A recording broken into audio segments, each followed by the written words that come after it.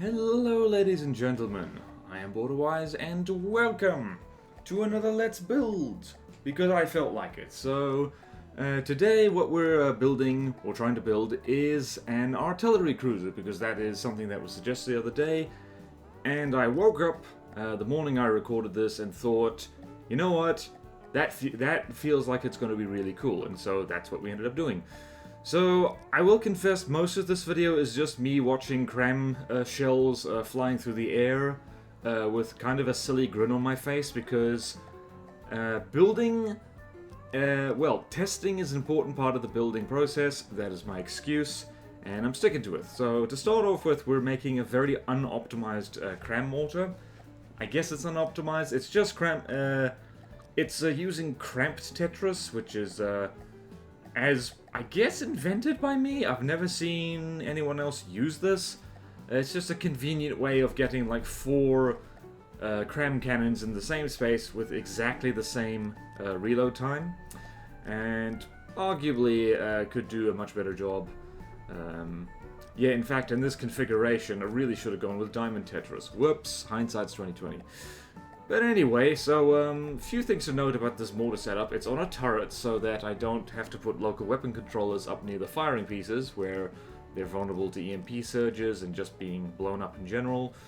And it's just also a means of just placing them really quickly and easily, which I always like. I'm lazy. I'm not sure if that's come across. I'm lazy a lot of the time, so I like to just do that. Also, free air gap. That's always nice. So, this is actually, I was experimenting with a CRAM mortar very much like this, and this is a slightly bigger, improved version of it. And the idea is that this just pokes up to the deck. That's why I'm using a 2-meter beam there, because the deck is going to be 2 meters. And yeah, this thing is like, I think I do end up with something of overkill with this, simply because it's just, I don't know, it's a bit much for something that you can call a cruiser. I might dial back the amount of mortars on the final design. And yeah, so this is AP, HE frag, mostly frag, with some hardener pellets, of course, to get its kinetic damage and AP up. And a little bit of HE, but a lot of frag in there just so it can spray out and cover a wide area. And yeah, so remember this time that you do need to set, what do you call it? Elevation restrictions on any kind of turret that uses high arcing shells. And there, setting the maximum muzzle velocity of the CRAMs to 150, simply because that seems to work most consistently. You can go lower than that, but I find that anything like higher than that, that's pushing it. So in this particular case, what have we done here? We've done inertial fuse, time after impact, and altitude fuse. So altitude fuses, I find, that's pretty much only in CRAM mortars that I've found that they do anything particularly useful, because it means that if the shell drops through a hole that's already been made in the ship, it explodes at a height that's somewhat useful. Because these things you're not going to be shooting at things deep below the water with these anyway, because, well, CRAM still gets slowed down by water. People keep telling me, well, no one's mentioned this to me for a long time. Yeah, this is where the testing begins, and it's hilarious. The first few volleys of CRAM mortars usually miss. People keep telling me that CRAMs are, and like I say, no one's told me that in a while. But people have told me in the past that CRAMs make good anti-submarine weapons, and I really gotta wonder what they're doing that I'm not, or what they're doing differently, because I've never seen that. I've never really seen CRAM cannons do anything useful to submarines at all. I think you have to be, like, literally right on top of them. Yeah, so what else can we mention here? So this CRAM mortar, you'll notice the damage output is not great when it misses, which kind of is I mean, it's still scratching the paint, so to speak. But it might not be worth it to do that, but then when you see if it gets direct hits, I don't think that was a direct hit. I have no idea where that hit, actually. And this footage is ×2 speed, by the way, because my goodness, this would take a while. Maybe I should just make one big CRAM. In fact, Probably the next session is going to be me redoing these. There we go. See, that's a tightly clustered group of 4 little AP CRAMs. That's what they do. That's the idea of this, is that they just kind of, well, do that. Direct hits are what this thing goes for. And now we're going to test this.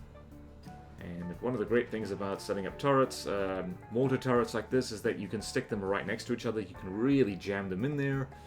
And this is by no means the only way or the best way to make CRAM mortars. It's just the way I like to do. And my goodness, I will never get tired of that modded CRAM sound. I have done a video on that Better CRAM sound effects mod. I highly recommend you go have a play with that. It's not perfect. The audio quality is occasionally a little bit wacky, but yeah, like it's really good. Now we get to see what happens here. It missed. Yeah, I really think that maybe I should just not do this quad CRAM configuration, or if I do that, just get rid of the frag, because it doesn't feel like it's doing a lot, unless it's a direct hit. Or maybe just not make it 180 frag. Or get rid of the HE. I don't know. I don't know. See, there you go. The direct hits are fantastic with this. And also, the reason I'm testing against the Kraken is because the Kraken has actually got a somewhat decent C-Wiz on it. Particularly for, like, kind of low-gauge, low-packed CRAM shells like these. It tends to eat them, so the fact that these mortar shells can circumvent that C-Wiz entirely is quite an advantage, actually. CRAM mortars I have a bit of a love-hate relationship with, and of course we're spamming more of them now, because why not? Love-hate relationship because they're basically a more specialized version of CRAMs in general. Like, CRAMs are best against, like, slow big targets, and these things are, like, even better against slow big targets, but they have to be even slower and bigger, and yeah, even more CRAMs. And, like, these things, CRAM mortars, I don't think they're not a particularly meta thing, except against big slow targets. They're magnificent against anything that is not rigged to deal with anything coming from above, which is a lot of things, to be fair. And, Alcazar is next test, by the way, because it has a somewhat good lambs on it, and you can see those shells actually go so deep, it's already, like, damaged the engine. And the Alcazar is, it's not the toughest thing in the world, but for it is quite durable just due to block spam and big compartments within it. And unfortunately, these things do miss a lot. One thing I should do is set up at least half of these turrets. Well, there goes that turret. To aim at a different block, so which means we're going up to a different AI. That's definitely on the table for more testing. I might record that, I might not, but yeah. The CRAM mortars are just generally kind of fun. They're silly fun, like, it's not ideal fun, but yeah. So right there we can see, right, we're already taking out the lambs compartment, and it's fantastic. And the altitude fuse on these is perfect for shooting at the Alcazar, because it means that it hits the very bottom of the craft if it goes through, and then it just, you know, puts nice big holes in it. It's fantastic. And you can see I'm pausing, I'm checking what's the damage done. Yeah, it's like we are ruining compartments in the front. And funnily enough, the Alcazar is not easy to sink, but if you pop enough compartments, it will sink. And it's really good. And see right there, that's showing you that indirect hits really don't do much with the setup, which means, I don't know, I should really tweak this more. Of course I can tweak this more. That's the whole idea. The first time you build something, or the first version of something, is usually not the best one. And if it is, it's a miracle. I should make a Doom mortar. Like, proper Doom mortar. Maybe I will. So you can see here, like, these little AP mortars are actually kind of good, because, geez, look at that. They're going, like, all the way down, and they're exploding in the bottom of the ship. Really need to test this against the Yamato, because it would be hilarious. Hilarious and cool and awesome. And I do kind of apologize if, like, just watching CRAM shells arc through the air non-stop is not your cup of tea. But yes, like, This is one of the reasons why it takes me a while to build stuff, is because I just I get lost in just watching the cram shells fly. I'm like, hee hee hee hee, a shell go wee, and then it's absolutely fan-dabby-dozy. And now I'm just placing even more of them because I'm thinking like, how much can we spend? This is probably a bit much for the kind of ship I'm having in mind. It's artillery cruiser, not artillery, super doom fortress. So yeah, sorry to get your hopes up, but I don't think the finished design is going to have quite so many of these. I mean, who can resist, though, having 104 cram cannons just firing a volley? It's not the most efficient thing in the world, but yeah. Also, that's the tier. So the tier is next up on the step of testing any kind of crammage, because it's got decent lambs, and it's got sea whiz, and it's got missile interceptors and all that stuff. And it also moves just fast enough and in curves that it's something to think about. So you can see right there, like that didn't really do much, but this, that's immediately popped a secondary turret, and it's put a few holes in the lamb. So yeah, this is very much... I need to tweak the AI detection settings as well, I think, because cram mortars need quite generous detection settings. They need to calculate over a reasonably long period of time in order to get the shells roughly on target. Although that was about as beautiful a volley as you can possibly get. You can see it got right in there, like it's wrecked the engine, and it's just, oh, mwah, beautiful. Beautiful, beautiful. And like then immediately we got... It's funny actually using fragmentation crams when I'm so used to making like Doom Frag, where every fragment does like 100,000 kinetic damage and can rip straight through things. This fragmentation feels very, very puny in comparison. Yeah, so perhaps not good enough. We want more Doom. We want more Doom. Darn it. This is less a let's build and more let's watch things get mortared. Which, I mean, I'm not complaining.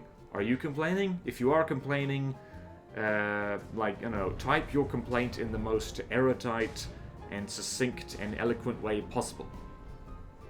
Just to make yourself and everyone happy. Okay. So there we go. Interesting thing I've noticed with the tier.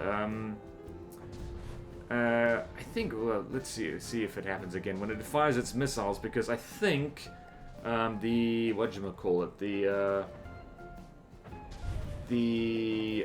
identify friend or foe thing on one of the missile silos has gotten taken out. So now when it fires, it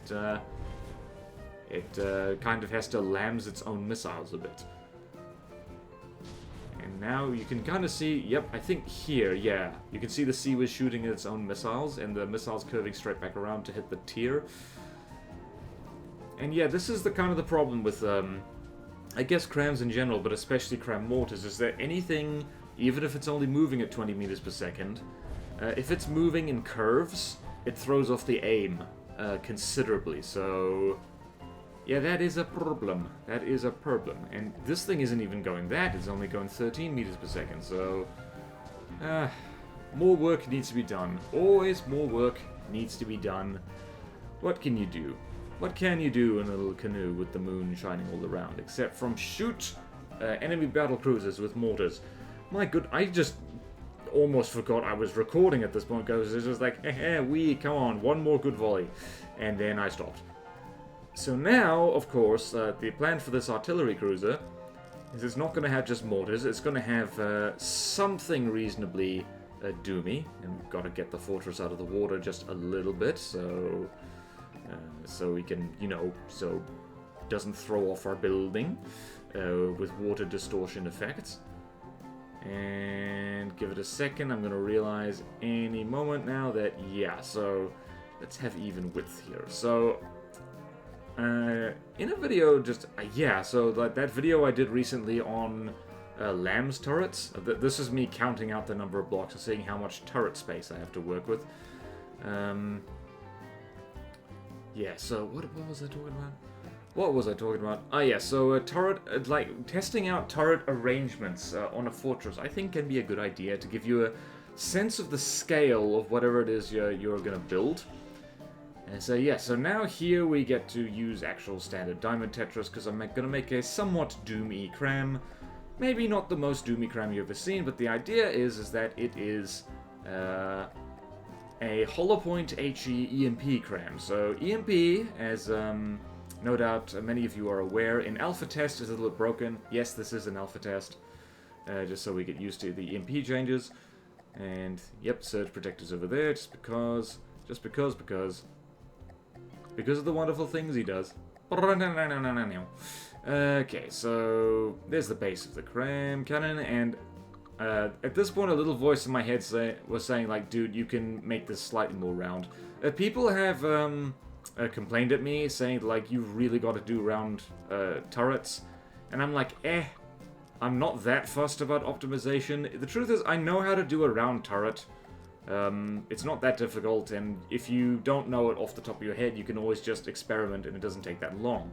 But the thing is, I'm lazy, and I just know off by heart that having a shape where the corners are just 3 blocks across, that will always work, and so that's what I default to when I'm feeling lazy. But yeah, round turrets. I mean, you can get really clever with the volume in there, and just, you know, have do wacky things with orientating blocks the right way and stuff like that. And yeah, so let's talk about this CRAM cannon. So this is how I usually make CRAM cannons, and this is just me kind of setting out, plotting out rather, like, okay, so how tall is this going to be, because this thing needs to be the same height as the mortars behind it. This is why it's good to, like, do turret arrangements, so to speak. So we got there, we got our wee firing piece, and we're just going to have inertial, and that's it. And now we can go ahead and go find that prefab. So I have quite a few CRAM Tetris prefabs, assuming I can find them. Well done past me. And as always, the trick to seeing like what will jam the most dakka in there. And the correct answer here is there. So the very middle of the turret is pellets. And I was considering using a form of 3D 6 connection Tetris for this thing, but I decided I am recording. That is going to take a little bit of fiddling because I don't have a super handy prefab for this turret size. So just going for, you know, just standard diamond Tetris. That's not going to hurt anybody. It's not going to hurt me. It's not going to hurt you. It's not going to hurt the environment. Remember to recycle, etc., etc. That one took a weird turn. Alright, so the idea here is that this is a pretty even mix between between kinetic or hardener pellets and explosive pellets and EMP pellets.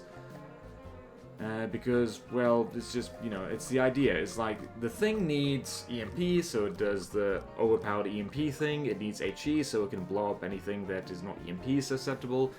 And the hardeners are mostly to give the shell more health, and also so that the hollow point does something useful. Yes, CRAMs do have hollow point now, in case you missed that news from some time ago. It's not super powerful. It's not really something you'd use a lot of. Like pure kinetic CRAMs are now viable thanks to that, if you so choose. It is better though to still mix in other things as well. Pretty much CRAM cannons, the way they work these days is that using just one pellet type is never quite as effective as using more than one and just mixing them together. Like, say you can go pure HE, but that has not much health, so you're better off mixing that with hardeners at the very least. In fact, for small CRAM cannons, I'd say that just HE and hardeners does the trick quite nicely. And just really, the only fuse you need to put on that is a time after first impact, and that can do the trick. With maybe an inertial fuse if you want to foolproof it a little bit. Okay, so now we're I was really considering doing a necklace turret like I often do. I decided against it, and I could have gone max gauge there, but I didn't for some reason. Maybe I'll do that later, who knows. But I've already built the turret gap, because you're seeing the past happen here. So yeah, I decided against doing a necklace turret, because I thought, like, you know what, let's put a neck on this for a change. because you got to remember how to do a necklace turret, yo. So, also, I am using turret cap armoring designs, well, methods rather, that I learned from playing Finest Hour. So, if you've never played the Finest Hour custom campaign, well, firstly, it's a treat, and it's still being worked on, which means it's only going to get better. And I have done a full playthrough of it, or at least of the old version of it. There's an updated version, that's already been done. This turret ends up being quite diamond-shaped, actually, which wasn't the idea, but yeah, there we go. That's how the cookie crumbled.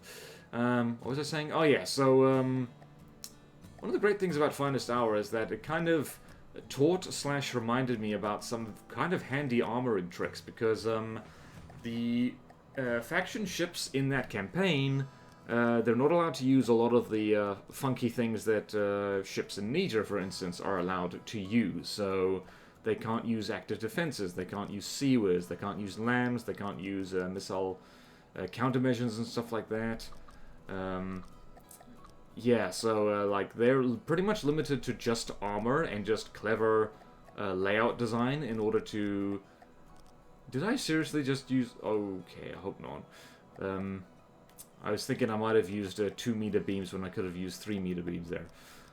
But anyway, so yeah, like if you're wondering about how to make a decently armored ship that doesn't sink easily, Finest Hour is full of good examples of that, because it's like, it's got clever turret design, very durable turrets. The Yamato in particular, its turrets get hit in the face multiple times with, you know, heavy ordnance, and they can kind of shrug it off and keep shooting. And yeah, it's just, you know, they're just good, and they look good.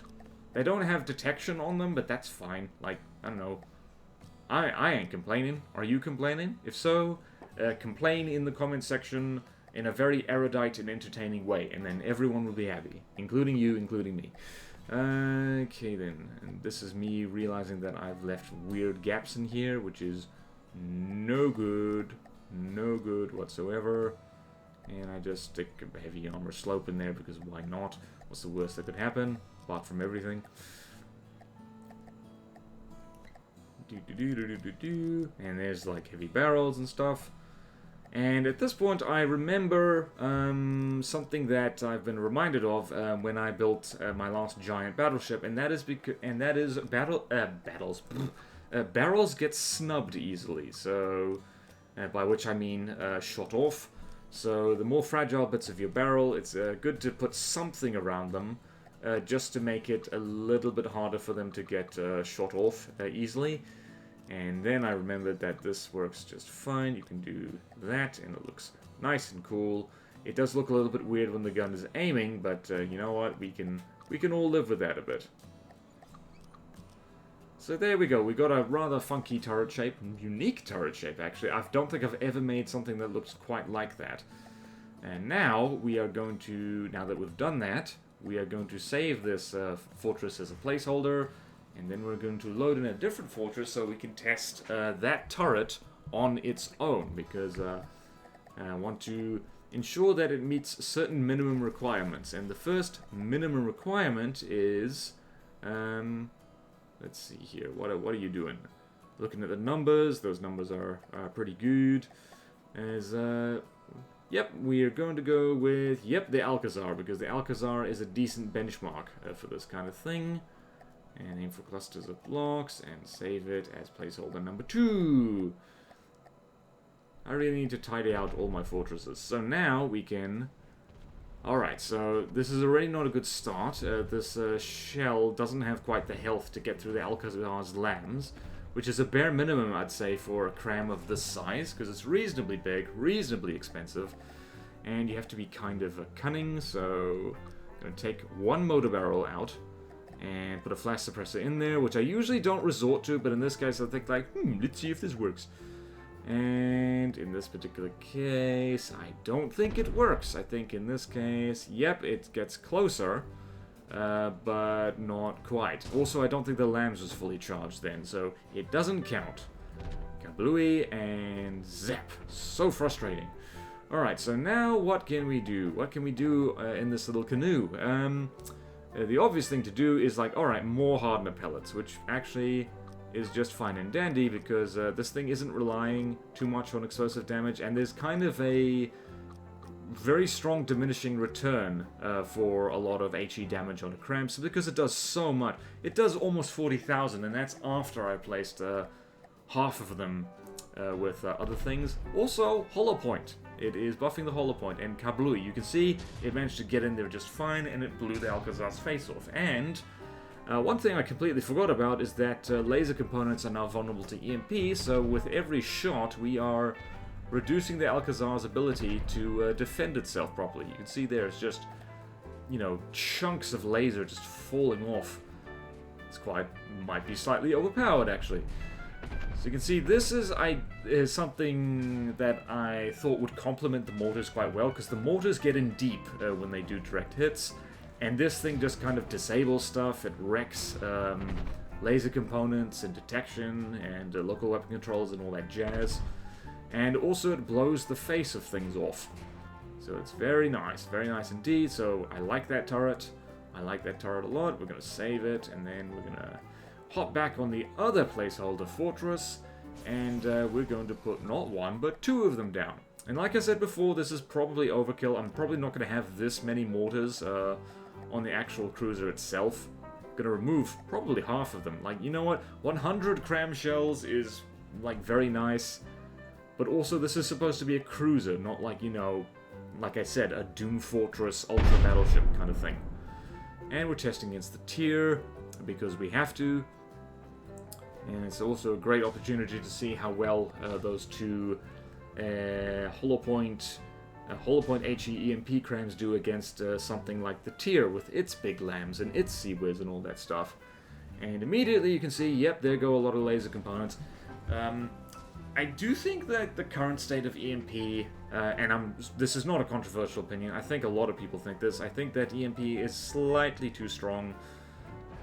And, oh yeah, that's beautiful mortar shot right there, armor-piercing mortars. They don't give a damn, they just go straight down and they blow your face up, and it's fantastic.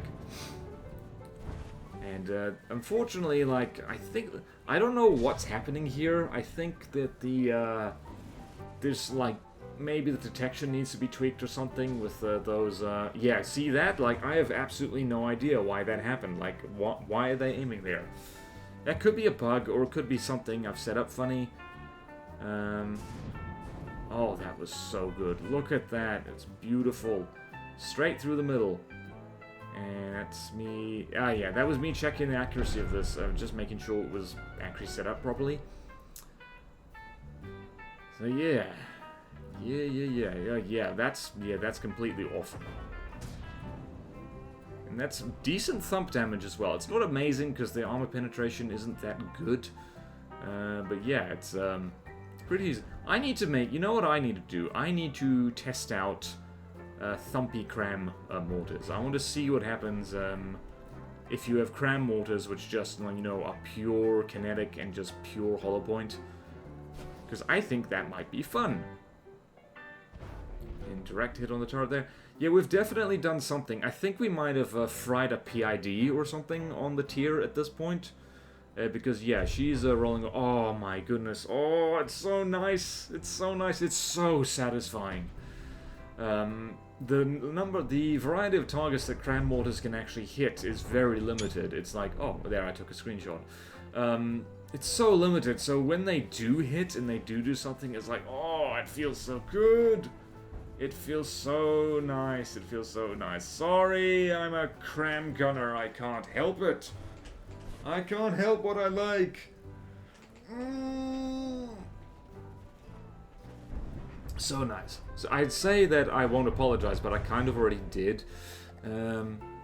So yeah, like at this point, I just wanted to watch the tier die because, like, it's so satisfying. Some of you may or may not remember just how scary the tier used to be, because back in the day it used to just abuse the hell out of certain imbalanced things. That had really strong shields, it had really strong lambs. It's not as strong as it used to be, it's still a formidable craft. But it's nowhere near as terrifying as it used to be. Which is a shame, but also, you know, the game marches on, the game gets balanced. Yeah. Oh, mortars. Mortars are lovely. But then we got the Megalodon instead, and we could all be scared of that instead. I'm still thrilled, actually, that I finally managed to make something that could go toe-to-toe with the Megalodon and win. That was so nice. That was so long in the running. Also, I need to I need to tweak the inertial fuses on those mortars. Oh, no, not on the mortars, on the actual CRAMs. So yeah, at this point I just sit back with a big grin on my face. You can't see it because no face cam obviously, but it's just a massive grin. It's just like, I feel good. I knew that I would now. I feel good. I knew that I would now. Cue copyright strike for pitch perfect imitation of that song. Oh yeah, and there goes the tier. So we've confirmed that this setup, this rather overkill setup actually, can kill the tier, and that's fun, and I like it.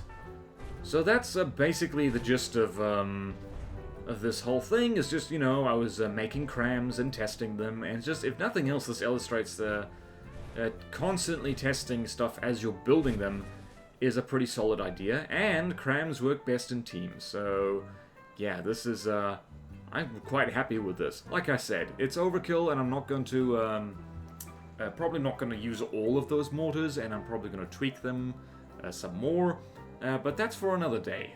This video is pretty much done. So, thank you all so much for watching. Please like, comment, subscribe if you want to see more videos like this. Support me on Patreon or YouTube membership if you like. It really helps, and there's fun perks in it for you. Thank you to all my current supporters, and I will see you next time in From the Depths. Let's build. Farewell.